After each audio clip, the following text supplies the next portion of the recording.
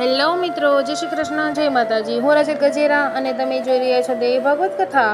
આજે આપણે જાણીશું દેવ અને દાનવ વચ્ચે સંગ્રામ। જ્યારે દેવ અને દાનવો સામસામે આવ્યા ત્યારે આકાશ પણ કંપી ઉઠ્યું। દેવો અને દાનવો વચ્ચે ભયંકર યુદ્ધ શરૂ થયું।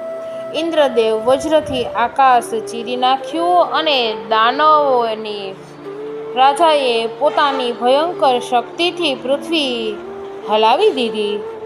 યુદ્ધ એટલું ભયાનક હતું કે સમુદ્ર ઉકળવા લાગ્યો અને પર્વતો તૂટી પડ્યા। પણ અંતે ભગવાન વિષ્ણુએ પોતાના દિવ્ય સ્વરૂપમાં આવીને ધર્મની જીત કરાવી।